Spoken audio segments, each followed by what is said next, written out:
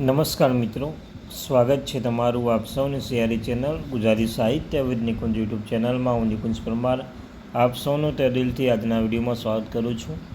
તો મિત્રો, આજના વિડીયોમાં આપણે ચર્ચા કરવાના છીએ જીસેટ એક્ઝામ વિશે. તો મિત્રો, જીસેટ એક્ઝામના ફોર્મ ભરવાનું ચાલુ થઈ ગયા છે. જીસેટ એક્ઝામ શું છે? જીસેટ એક્ઝામ કોણ આપી શકે છે? જીસેટ એક્ઝામમાં કેટલા પેપર આવે છે? તેમાં પેપર 1 અને પેપર 2 કેટલા માર્ક્સનું આવે છે? તમારે કેટલા માર્ક્સ લાવવાના રહેશે? સારી જીસેટ બાબતની હરેક માહિતી આજના વિડીયોમાં આપણે પ્રાપ્ત કરવાના છીએ. જીસેટ પેપર નંબર 1 અને પેપર નંબર 2 જો તમારે ગુજરાતી હોય તેના વિશે પણ સંપૂર્ણ ડિટેલ્સ, સંપૂર્ણ પેપર, ઓલ્ડ પેપર આજ દિન સુધી લેવાયેલા હોય છે તે તમામ પેપર વાત આપણે આજના વિડીયોમાં કરવાના છીએ. વિડીયો શરૂ કરતાં પહેલાં જો ચેનલમાં નવા છો ચેનલને સબસ્ક્રાઈબ કરી લો, વિડીયોને લાઇક કરી લો. જીસેટ એક્ઝામ બાબતે હરેક માહિતી તમને અમારી ચેનલ પર ગુજરાતી સાહિત્ય વિદ નિકુંજ ચેનલ પર પ્રોવાઈડ કરવામાં આવશે. તો આપણી આ ચેનલને સબસ્ક્રાઈબ કરી લેજો અને વિડીયોને પણ અવશ્ય લાઇક કરવાનું ભૂલશો નહીં મિત્રો. તો ચાલો જાણીએ વિગતવાર માહિતી મિત્રો. તો સૌ પ્રથમ મિત્રો, જીસેટ એક્ઝામ એને ટાઇટલ વાત કરીએ. જીસેટ એક્ઝામ 2026 નોટિફિકેશન જાહેર થઈ ગયું છે. જીસેટ એક એલિજિબિલિટી એક્ઝામ પેપર છે, પેટર્ન છે મિત્રો. તે સિલેબસ જોવાના છીએ, ફ્રી જોવાના છીએ, એક્ઝામ અને ડેટ સંપૂર્ણ માહિતી આપણે આજના વિડીયોમાં જોવાના છીએ. તો મિત્રો, નમસ્કાર. સૌપ્રથમ તો જીસેટ 2026 વિશે સંપૂર્ણ માહિતી મેળવીશું.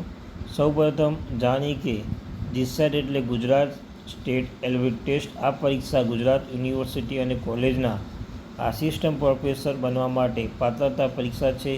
તેનું આયોજન મહારાજા સાહેબરાજ ગાયકવાડ યુનિવર્સિટી એટલે કે બરોડા દ્વારા કરવામાં આવે છે. તેની મહત્વપૂર્ણ તારીખ પણ જોઈ લો મિત્રો, ક્યારથી ક્યાં ફોર્મ ભરાય છે. તો ઓનલાઈન અરજીની તારીખ છે મિત્રો 22 જૂનથી ચાલુ થઈ ગયા છે મિત્રો. 22 જૂનથી અરજીની છેલ્લી તારીખ છે 22 જુલાઈ. તો મિત્રો, તમારી જોડે એક મહિનો છે, તો એક મહિનાની અંદર તમારે ફોર્મ ભરવાની રહેશે મિત્રો. અને મિત્રો જોઈ શકો છો અહીંયા તમારી એક્ઝામ તારીખ પણ આપી છે. એક્ઝામ તારીખ છે મિત્રો, પરીક્ષાની તારીખ છે 29 નવેમ્બર 2026. તો મિત્રો, ઓનલાઈન અરજી ફોર્મની તારીખ છે 22 જૂન, અરજી છેલ્લી તારીખ છે 22 જુલાઈ અને તમારી એક્ઝામની ડેટ પણ આવી ગઈ છે 29 નવેમ્બર 2026. હવે મિત્રો વાત કરીએ આપણે લાયકાત. કયા વિદ્યાર્થી છે તે આ જીસેટ એક્ઝામમાં તે ફોર્મ ભરી શકે છે? તો સૌપ્રથમ માસ્ટર ડિગ્રીમાં જનરલ ઉમેદવાર માટે સૌપ્રથમ મિત્રો ઓછામાં ઓછા 55% હોવા જોઈએ મિત્રો. જનરલમાં ઓછામાં ઓછા 55% હોવો જોઈએ. સાથે મિત્રો જો તમે SCBC હોય, SC ST PWD અને થર્ડ જેન્ડર હોય તો ઉમેદવાર માટે 50% કમ્પલસરી હોવા જોઈએ મિત્રો. જો 50% કમ્પલસરી ના હોય તો તમે આ ફોર્મ અરજી કરી શકશો નહીં મિત્રો, ને એક્ઝામ પણ આપી શકશો નહીં. ઉપર વાત કરી લે, ઉંમર કંઈ મર્યાદા નથી આમાં મિત્રો. ત્યારબાદ પરીક્ષાની પેટર્ન પણ જોઈ શકો છો મિત્રો. પેપર 1માં 50 પ્રશ્નો આવવાના છે મિત્રો. પેપર 1માં કેટલા 50 પ્રશ્નો આવવાના છે, તેના માર્ક્સ છે 100 માર્ક્સ.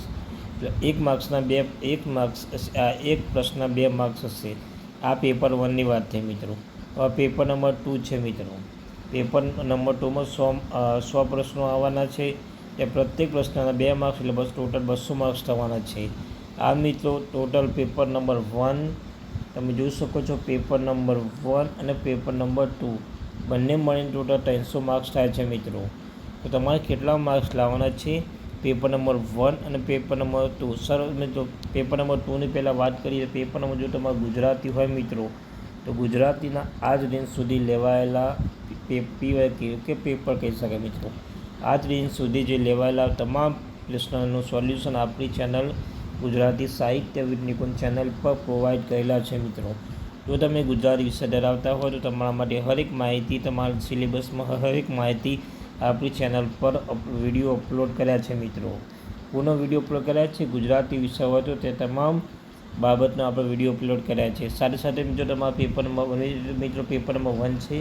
પેપર નંબર 1 તો મિત્રો કમ્પલસરી છે. તો પેપર 1ના પણ આજ દિન સુધી જે એક્ઝામ લેવાયેલી છે મિત્રો, આજ દિન સુધી જે એક્ઝામ લેવાય છે તે પેપર સોલ્યુશન. સો મિત્રો, પેપર સોલ્યુશન આપણી ચેનલ પર પ્રોવાઈડ કરેલું છે મિત્રો. પેપર સોલ્યુશન તમને આ ચેનલ પર પ્રોવાઈડ કરેલા છે, એ પણ અવશ્ય જોઈ લેજો વિડીયો મિત્રો. આ વાત થઈ MCQ વાઇઝ લેશે, એમાં નેગેટિવ માર્ક્સ નથી મિત્રો. સાથે વાત કરું મિત્રો સિલેબસની, આમાં મોસ્ટ જે મુદ્દાઓની વાત કરીએ આપણે તો પેપર નંબર 1 છે ટીચિંગ એપ્ટિટ્યૂડ આવશે, રિસર્ચ એપ્ટિટ્યૂડ, રિઝનિંગ આવશે, કમ્પેરિઝન આવશે, કોમ્યુનિકેશન સંચાર આવશે, ICT આવશે અને હાયર એજ્યુકેશન. આ મિત્રો કેટલા મહત્વના મુદ્દાઓ છે. તમને ટીચિંગ એપ્ટિટ્યૂડ બાબત આપણે MCQ આપણી ચેનલ પ્રોવાઈડ કરેલ છે. રિસર્ચ એપ્ટિટ્યૂડ સંશોધન બાબતે પણ કરેલા છે. રિઝનિંગ હોય, કમ્પેરિઝન હોય, કોમ્યુનિકેશન સંચાર, ICT એટલે એજ્યુકેશન તમામ MCQ આપણી ચેનલ પ્રોવાઈડ કરવામાં આવેલા છે. સાથે સાથે મિત્રો પેપર નંબર 2ની વાત કરી. પેપર નંબર 2 તમારે કયો વિષય પેપર નંબર બની શકે એ સિલેબસ મિત્રો UGC નેટ CSIR નેટ મુજબ છે. મિત્રો તમે જોશો તમારે જે MAમાં જે પણ વિષય હોય, દાખલા તમે MA કર્યું હોય ને MAમાં દાખલા તરીકે તમારે ગુજરાતી વિષય હોય તો તમારે ગુજરાતી પેપર નંબર થશે. દાખલા તરીકે હિન્દી વિષય તો હિન્દી વિષય થશે. આ મિત્રો તો આ બાબત સ્પષ્ટ યાદ રાખવું જોઈએ. ત્યારબાદ આપણે અરજી ફીની વાત કરીએ, કેટલા પેમેન્ટ થશે તો જનરલ EWS માટે 900 રૂપિયા છે અને જ્યારે SC ST માટે 700 રૂપિયા ફી છે મિત્રો. તો મિત્રો ઓનલાઈન ફોર્મ કેવી રીતે ભરવું તેની પણ આપણે લિંક બનાવેલી છે, તે પણ અવશ્ય વિડીયો જોઈ લેજો. ત્યારબાદ GSET પેપર મને સંપૂર્ણ ગુજરાતી નોટ્સ છે મિત્રો આપણી ચેનલ પર. GSET પેપર નંબર 2 ગુજરાતી મિત્રો આ વાત કરી પેપર નંબર 1ની GSET એ સૌથી કોમન છે, તેની પણ માહિતી આપણી ચેનલ પ્રોવાઈડ કરવામાં આવેલી છે.